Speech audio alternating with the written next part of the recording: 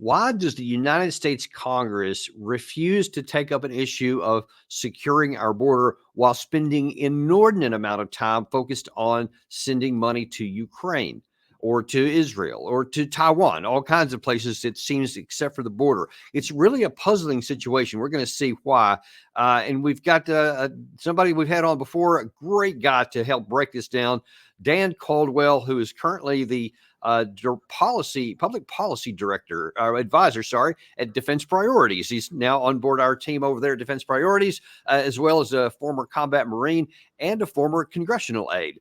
Welcome back to the show, Dan. Danny, it's always great to be on. Thank you for having me. Certainly my pleasure. We're always great to have your insights because you're so well connected here in D.C. And we're going to really count on your analysis and knowledge both of the political side as well as the foreign policy and military side, which is one of the great reasons because you got both those hats on.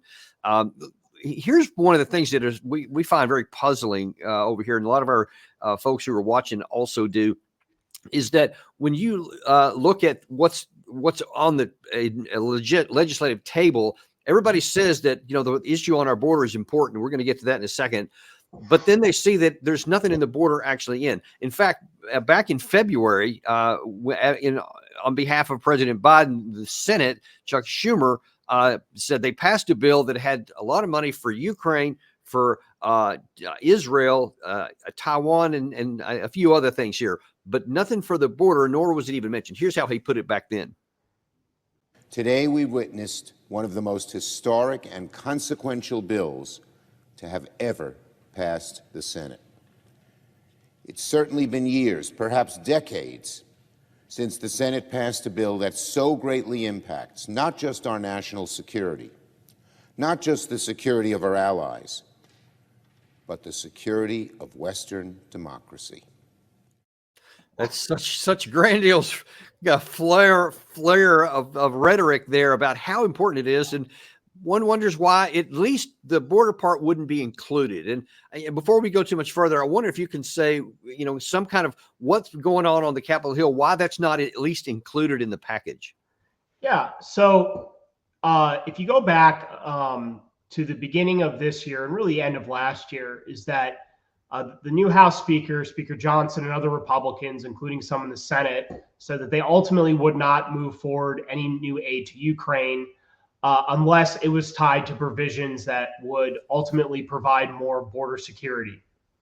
And it took a couple months, but a package did come together in the Senate that did have some border security provisions. They were negotiated by Senator Lankford, and they were tied to provisions to provide more aid to Ukraine, Israel, and Taiwan. However, Senate Republicans and House Republicans in particular, the majority of the Senate Republican caucus, and then almost all House Republicans felt the border provisions were too weak, and that essentially it didn't accomplish what those driving the legislation said it would. And so what happened is that Senator Schumer and Senator McConnell came together after it became clear that the bill that had the border provisions wouldn't pass. They introduced a clean defense supplemental that would just provide aid to Ukraine, Israel, and Taiwan as well too, and then some stuff to support operations ongoing in the Red Sea, in the Middle East, and a few other things to help beef up the defense industrial base. So they passed that bill out of the Senate, and it didn't go anywhere in the House for a couple months. However, over the last couple days, Speaker Johnson has introduced a series of bills that essentially would fund all the things that that clean Senate bill would fund. So Ukraine, Israel, Taiwan, and things for the defense industrial base, along with some other issues like around banning TikTok, and I think a particularly bad piece of legislation called the Repo Act, which would allow the United States to take control of frozen Russian assets and then give it to Ukraine. So that is what the current bills that really just the last hour or so, they've actually become live. You can read them. I was going through them a bit before the show, and none of it has anything to do related to the American border. Now, look, you can, regardless of what you think about the immigration issue, if you look at the polling, it is a top priority for most Americans. Now, many Americans probably have some disagreements about how strict immigration policy should be, and I think that's a reasonable debate to have. But most Americans believe that the primary function of any government is to provide border security. And there is, again, this isn't just a Republican issue. There is pretty bipartisan agreement among voters, maybe not necessarily here in Washington, D.C., is that the government needs to do a better job of providing border security. But Washington has prioritized these foreign aid bills over addressing that issue, which I admit on many levels is very complicated. So they're going to do what they think is the easy thing and focus abroad. I wish they would be doing the hard right thing as opposed to the easy thing, but that's perhaps mythical thinking here. But let me actually show you a piece of what where Johnson's saying about this. I believe it was yesterday, where his view is.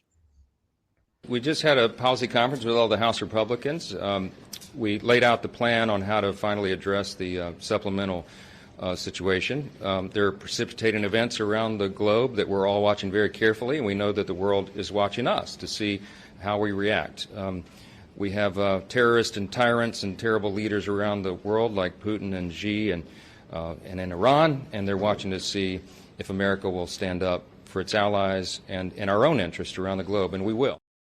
Now, according to some interest, even though these things are now live bills and there's a lot of similarities between the House and the Senate versions, even though one is one clean one, the other one's the shorter one. But according to an analyst on MSNBC, it's not sure that Johnson can get this passed, or that if it does, if it's going to work in the Senate. So even though they're not focusing on American national security, it's not clear they're going to get any of these passed. Yeah, it is by no means guaranteed that all these bills will pass the House and then that the Senate will take them up in one form. And so this is where it kind of it's interesting is that the plan, as I understand it, and again, things are literally changing hour to hour. But my understanding is that what the House is planning to do is pass all four of these bills and then use a procedural mechanisms where they essentially package the four bills into one and then send it back to the Senate. But for a variety of reasons, because of politics in the Senate, candidly increasing concern about funding Israel coming from the Democrats on the left, that it is not clear that even if these bills pass the House, the Senate will take them up. That is why there is an effort by the Democrats in the House and by a couple Republicans, one who actually is left, Ken Buck, to use what is called a discharge petition, which would force Speaker Johnson, essentially would force his hand, and the bill that the Senate passed would have to be brought up on the floor regardless of what Speaker Johnson wants. A discharge position is rarely used successfully. The last time it was used successfully was in 2015 when then Representative Jeb Hensarling would not move an export-import bill out of his committee. So the discharge position was used to ultimately move that. You could see that happen here. There's been Republicans, of course, anonymously on background, going to the press saying, if it looks like these foreign aid bills are going to fail, then I am just going to sign the discharge petition. And there's probably enough votes in the House to pass the Senate bill, unfortunately, at this moment. So that is how things are looking. And just to be clear, unless discharge petition, again, is very complicated procedural mechanism. There's a lot of ways that you could actually undermine it. My understanding is if they pass the Senate bill, at that point, it would just go to the president unless there's some types of amendments or things like that. So again, what is the prospects that all four of the bills would pass in the House if he did bring them up anyway? Will they all four pass? That really remains to be seen. There is a lot of Republican opposition, including from some more establishment moderate members. I do think that if the rule governing debate over the bill ultimately passes, if the rule is not taken down, and that's a real thing that could happen. So before every bill is voted on, there's something called a rule that sets the parameters of the debate and how many amendments are allowed to be voted on. there's an effort afoot to take down the rule, because usually what happens is regardless of whether or not a Democrat or Republican supports a bill, they vote with their party against the rule. It's kind of tradition. But what you've seen the last year and a half is more and more Republicans voting with Democrats to take down the rule, and they essentially kill the bill that way. That could happen with any number of these bills, particularly if the Democrats think that they can get the Senate passed bill out via discharge position. So you could have this thing not even go to a full debate and vote, is that it could just be killed on the rule.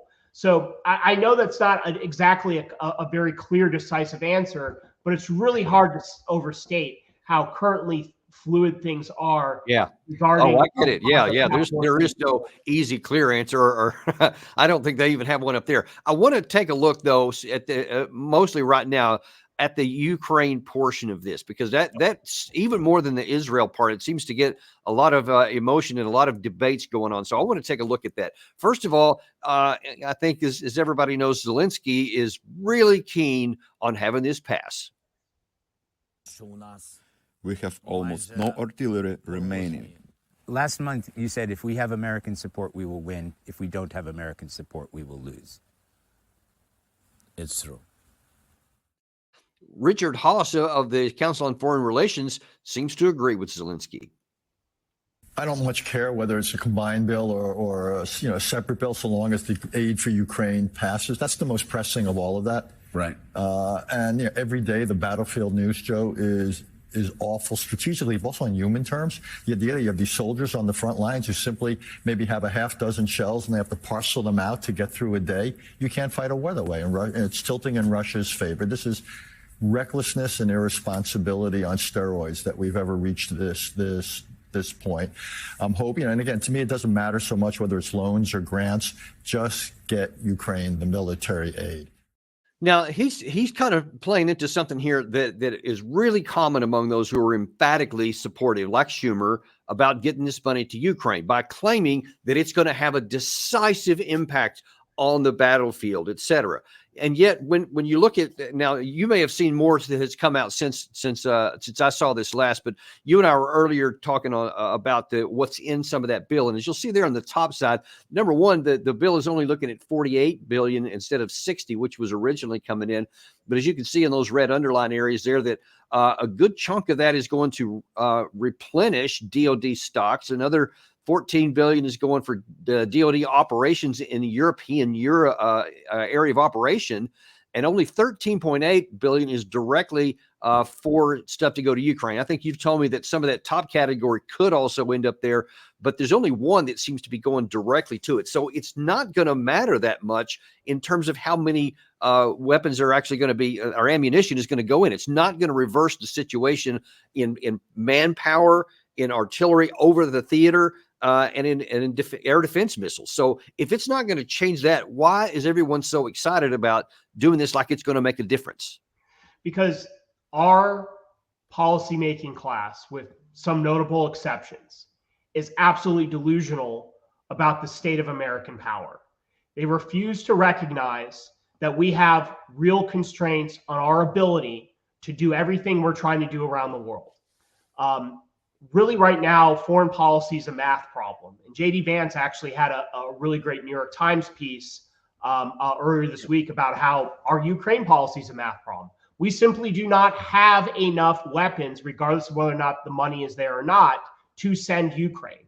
Our defense industrial base is not producing enough to just sustain Ukraine, much less Israel and Taiwan. It is a mathematical reality. And you can't wish that away. You can't will that away. It is a real constraint.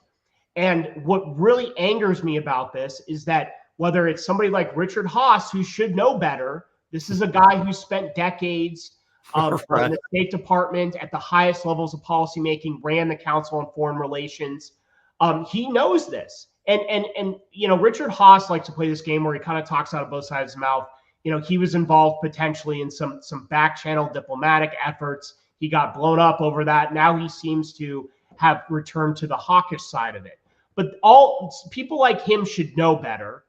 A lot of politicians just choose to be disconnected from this and choose to be delusional. So it's not great. But it really infuriates me when you have folks that know this is a real problem pretending it's not. And I'd also just say this about the money and how it's broken out, is that there's a really dishonest bit of messaging going on here about what this money is actually for. Is they're saying that the bulk of the money is for replenishment of DoD stockpiles. That money is tied to what is called presidential drawdown authority. So what it is doing is giving the president the ability to draw down a certain amount of equipment and ammunition from Department of Defense stocks and send it to Ukraine. So we're essentially funding Ukraine primarily two ways. There's also some other ways we can talk about, where you're giving money directly to Ukraine that they then turn around and buy arms and ammunition from American defense contractors. And then we're sending stuff directly from Defense Department stocks, and then they get money to buy from defense contractors as well too. But here's the thing, is that you send, say, 100 Javelin missiles to Ukraine. It's not like next week the Amazon truck's going to show up with 100 new missiles. Right. Already 2, 3, 4, or 5 years backlogged in terms of orders across our arsenal. Wow. And so the reality is that a small amount of artillery ammunition, anti-air missiles, anti-tank missiles are coming off the production lines. They're maybe in some cases not actually entering a DoD ammo supply point. They're just going right on a plane over to Ukraine, and then DoD is turning around and placing an order, which will take years to fill. So there is not a huge stockpile of ammo sitting in Hampton Roads or the Port of Los Angeles or wherever, waiting for Congress to pass the bill. It's really going to be small amounts that, yeah, maybe on some level could help Ukraine in the short term, but it's not going to fundamentally change the situation on the ground and the fact that Ukraine can't win a decisive victory. And it's certainly not going to make the United States more safe and secure. And Dan, here's one of the other odd factors involved here. There's all this focus on, oh my God, we have to get this bill passed, or it's Congress's fault if Ukraine loses. People have been almost directly saying that. And yet, what seems to get actually no thought whatsoever is that there is quietly a move that the Czech Republic is going on right now. And earlier today, they announced they actually have found another line on a couple hundred thousand more artillery shells, now up to 1.5 million shells that their premier says that they can provide. So already there's way, way more than we would ever provide by this bill. And no one's talking about how this move by the Czech is not going to change the dynamics on the ground with 1.5 million when probably maybe a couple of 100,000. I don't know the exact number that could be released out of here, if it's even that much. But there is just, I don't think it's that much between reality and what's going on the ground. Well, look, the Europeans should be the ones stepping up here. This is a war in their backyard or their front yard, whatever you want to call it. What happens in Ukraine matters more to Europe than it does to the United States. And there's been a lot of talk lately about, well, Europe is now contributing more. Well, a lot of times people are being dishonest about that because they're counting pledges. And you and I both know the Europeans, particularly the Germans, have a history of pledging something and then not following through with it. But even if it were true, it's like, well, the Europeans are spending more, good, but that doesn't mean the United States should then spend more. They are the ones that should primarily, if not entirely, be bearing the brunt of supplying Ukraine. And they could be doing a lot more if they wanted to. They could be spending more money. They could be expanding their defense industrial base faster.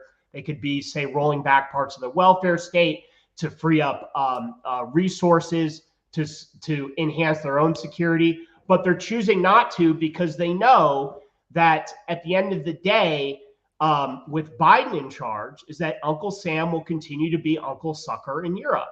And that is an unfortunate reality. The only way you're going to get Europeans to step up more is by the United States doing less and consistently doing less. And there's another reason, a factor behind that too, for the reticence on the part of the Europeans, because they know that they're not at risk, not really, from a conventional Russian attack. We actually had a former British diplomat on yesterday who has just written a book after he resigned from 25, I think, years in service after having served in Moscow for a lot of those years.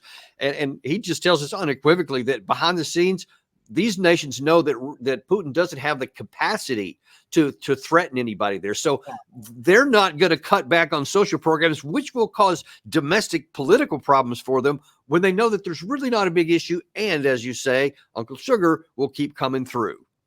Yeah, absolutely. And I know our friend Ben Friedman talks about this a lot. Is a lot of the Europeans in their behavior over the last 20 years has demonstrated that they don't view the Russians as a major threat. And if you look at the Russian capacity, well, let me back up. They do view it as a threat, but not as a threat that the Red Army could roll into Warsaw, Berlin, or Paris. They don't believe that. And on the capacity side they likely don't have they don't have the ability to do that. They've taken tremendous losses in Ukraine. They have their own constraints. And all we have to be honest as well too is, despite what people say about Putin, is he has not talked the same way, say, about the Baltics or about Poland or about other satellite states. Like he has not expressed the same territorial ambitions that he did in Ukraine for other parts of the former Soviet Union. So that's a key point. I'd also just say this too about what the Europeans are doing. It is incredibly duplicitous because, as you know, look at their own behavior. But what are they doing here in the United States? Is their diplomats and think tanks they support with their own governmental budgets are inflating the threat of Russia because they want the United States to stay in Europe, to continue to provide security umbrella. So you have organizations like, say, the Atlantic Council, who take a lot of money from European, both Eastern, Western European. They take money from NATO. That is all part of a strategy of the Europeans to keep us enmeshed in Europe and continuing to subsidize their defense. And you know what? In some ways, I don't blame them. I blame us for being Uncle Sucker. Right. Yeah, I totally agree with that. So in the last few minutes we have here, you already talked about it. It's so fluid and volatile up on the Hill. It's hard to predict anything. But if you had to give me your best guess, do you think that at least any time in the near future that there's going to be the House is going to vote on whether it's independent for Ukraine security or if it's all four of those bills, and then that it will be passed by the Senate and then gone to the White House? How likely do you think that's going to be? Do you think they're going to get something, or do you think it might founder and they might not get anything in the near term? So I say this as somebody who's been pretty open about the fact that I don't think there should be more American aid to Ukraine, again, because it's primarily a European security problem. I do think that you could get a very ugly win for the Ukraine Hawks where they do pass some form of more aid to Ukraine. However, I think that this will be the last Ukraine aid bill. I really do. It doesn't, the political support has collapsed. You still have the left, even people like AOC and Bernie Sanders united in their support for Ukraine, but there's cracks starting to show there. The majority of Republicans don't want more aid to Ukraine. And I think that you combine that with the fact that, look, there are real constraints on our power, is that I think this is the last significant aid package that gets through. And it's going to be an ugly win if it does get through for the Ukraine side. It's exactly the same way I see it as well. All right. Well, listen, Dan, thanks so much for coming on and providing some clarity on some of this. And we really appreciate it. Thanks a lot. All right. Thank you. And thank you guys for coming on today. We have another show actually coming up in about 30 minutes. We have Jason Beardsley, and he's going to talk about some other issues related to what's actually going on the ground on the military side. And as always, he's very entertaining and very knowledgeable. So come back and join us again in about 30 minutes for Daniel Davis Deep Dive.